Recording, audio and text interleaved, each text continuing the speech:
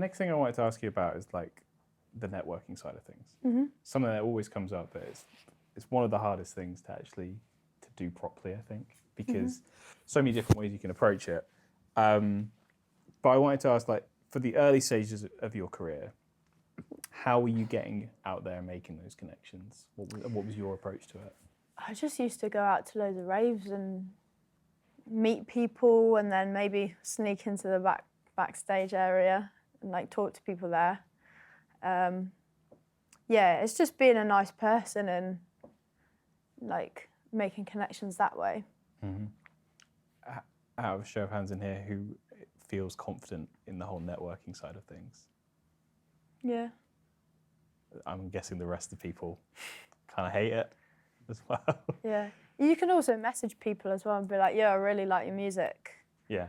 What was your thoughts behind this or whatever? And yeah. Well, one thing, I mean, a lot of people in here might know this, but Anaïs kind of went through DBS at the same time as quite a few other students who are doing particularly well within drum, bass, jungle, and kind of electronic music like SMG, Formula, T-Lex, Crossy. Like, Crossy, yeah. How important was it just having people within uni who were also doing what you're doing to kind of spread yourself a bit further and just kind of get out there? Yeah, it's really important. Like, music's all about community and like building something together. So yeah, that's so important to have people around you that you trust for feedback and stuff.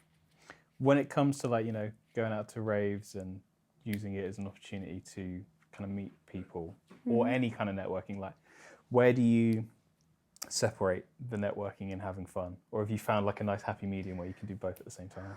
You can have both.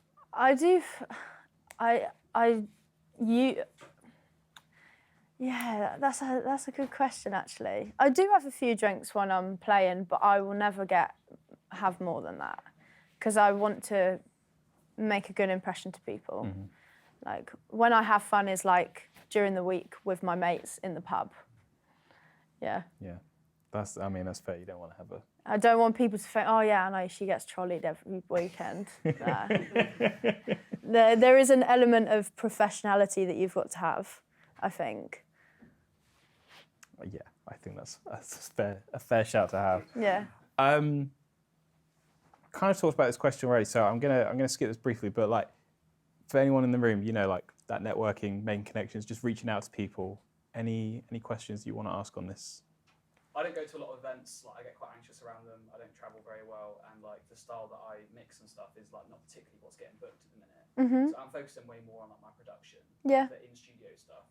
Do you have any sort of like networking or even just kind of like tips for either listening or social media numbers when it's like a position where I'm not going to be going out playing every weekend, I'm not going to be meeting quite as many people as like someone that just has the opportunity to do that? Yeah.